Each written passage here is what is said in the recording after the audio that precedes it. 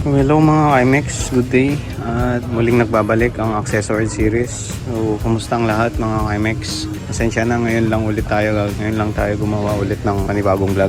Nakarang holidays kasi naging busy tayo. So going back, i-share ko sa inyo ngayon yung pag-install ng MDL kasi matagal na to na balak ko, way back 2020 pa. Ang original na plano ko dito na MDL is Wally sana na i-install natin. Pero ngayon may nakita ako sa online shop. So yung nabili ko sa online shop is ito. Novsite siya. Yung mga nakarang vlog ko before is Novsite rin na brand. Ngayon MDL naman siya. I think ito yung bagong technology ng Novsite. Hindi lang siya focus sa mga bulb or para sa mga headlight, hindi sa mini driving lights. So yung link nito sa pagbili ko sa online shop, check nyo na lang sa video description sa baba ng video na to mga IMEX. Check nyo na lang ang latest price and specs nito. So wag na natin pagkatagalin pa. Ready na ako at ready natin rin tong MXI natin, and let's go. Let's do this. Yeah, we go slow, we go fast. Yeah, we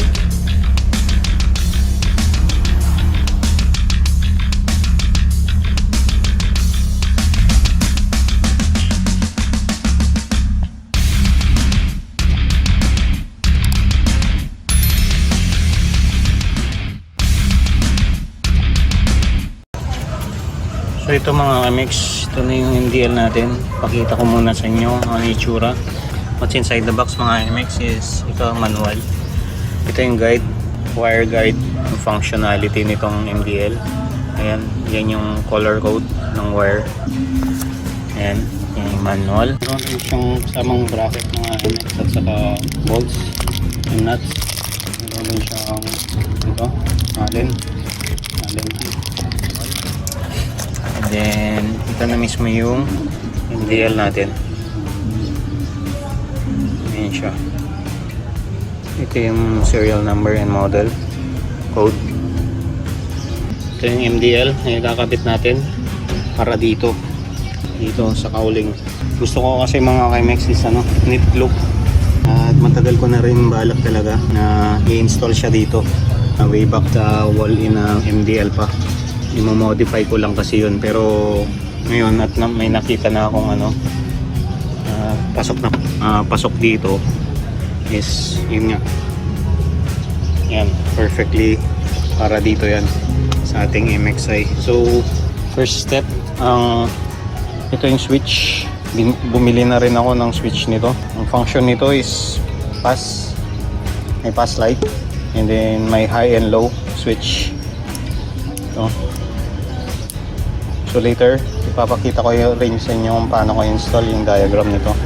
So unahin natin, yun nga yung switch banda dito. So natanggalin muna natin yung handle nito, handle grip. Ayan, umpisa na natin. Let's go.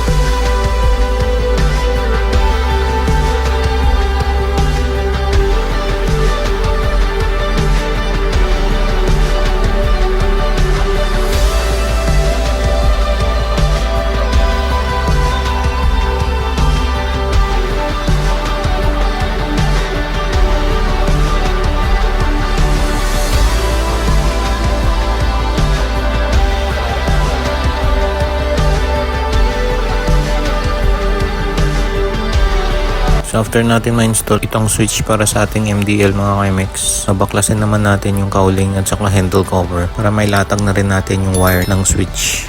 At susunod ay i-connect na natin doon sa ating MDL. So konting tip lang mga Kimex, ang gawing nating installation. Share ko lang sa inyo to, itong multiple lug na plastic. Magtatap kayo sa positive wire connection is na multiple. Gamitan nyo ng ganito para hindi patong-patong yung tapping nyo sa isang tablet. Saka kung ibig nyo pang magdagdag later on is madali na lang kayo mag-tap dito or mag-install ng wire. Kasi isusuksok nyo na lang, then iigpitan na lang dyan. So must have ito mga WiMix. Kung multiple yung connection nyo or maramihan sa pagtatap nyo sa positive terminal. So ito mga WiMix, hindi siya fit tong MDL dito sa ating visor. Gawa ng yung nasa likuran nito ay bumabangga dito sa ating panel gauge or speedometer gauge natin. So ang gagawin ko dito is tatabasin natin itong heatsink nito, yung itong nakikita nyong aluminum na naka-extrude. So tatabasin natin lahat to para mag-fit siya at hindi siya babangga dito sa ating panel gauge. Anyway, madali lang naman siyang tabasin dahil gawa lang sa aluminum ito. So gagamitan ko siya ng lagaring bakal.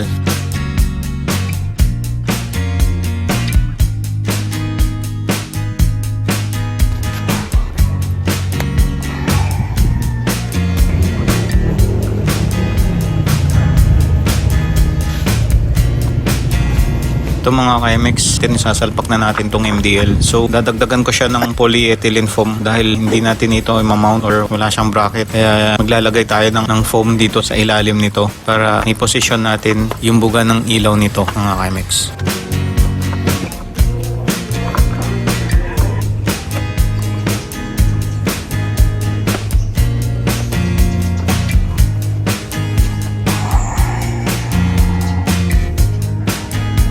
So ganito yung ginawa ko mga WiMix. Ito yung ginawa kong adjuster. Lagyan ko siya ng self-tapping na screw, black screw. At yun, pinunch ko na mismo directly dito sa fairings, handle cover natin. At yan, tumukod na siya dito.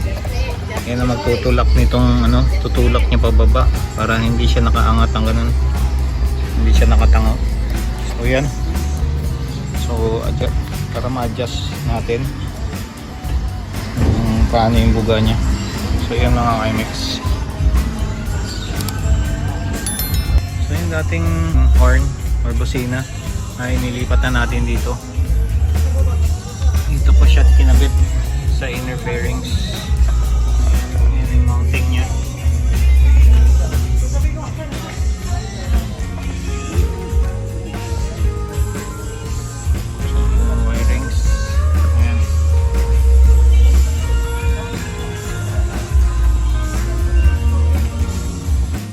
Dito naman tayo sa pagkakabit ng wirings dito sa ating MDL mga WiMix. Susundin nyo na lang yung ginawa kong basic diagram ng tungkol sa wirings nito mula sa MDL papuntang switch at yung switch papuntang accessory wire.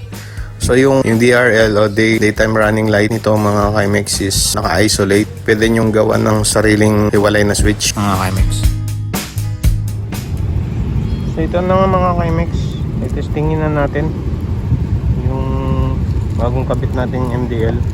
So umpisahan muna natin sa DRL nya, daytime running light, which is binago ko rin, nilagyan ko siya ng switch dito. So sa switch na natin muna.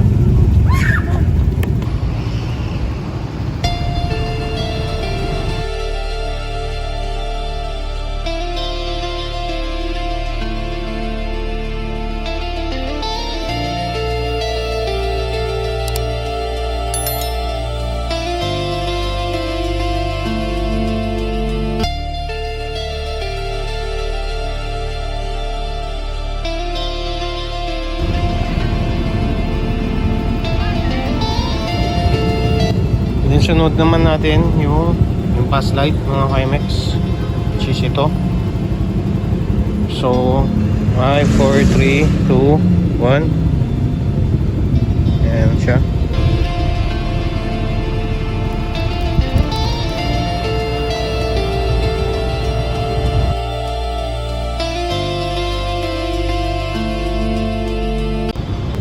1, 2, 3. Yan siya. 3. Yan. Ganun siya kalakas mga Kimex. Layo pa natin. 1, 2, 3. Yan. So subukan natin ng low beam mga Kimex. 5, 4, 3, 2, 1.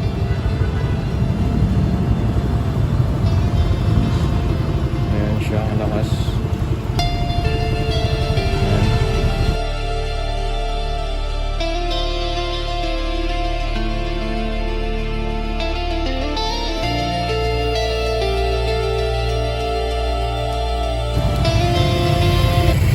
And then yung high beam naman is yun siya.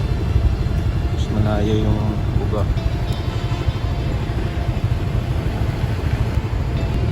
Low beam. Low beam yan. High beam ito. Low beam. Okay, high beam. Yan. So yan ang ilaw niya mga Kimex. So yan, na-testing na natin. At napakalakas ang ilaw na to na MDL. So that's our vlog for today mga Kimex. Sana may natutunan kayo at may konting naiambag ang top ways sa ating mga kagulong. And if you do mga Kimex, huwag kalimutan ng hit yung like button. Mag-subscribe na rin kayo kung hindi pa kayo nakasubscribe para sa next na Accessoride series na i-upload ko very soon. That's it mga Kimex. Thanks for watching. This is Tapoy saying, ride safe, stay safe, and God bless mga Kimex. And see you on the next vlog. Bye-bye.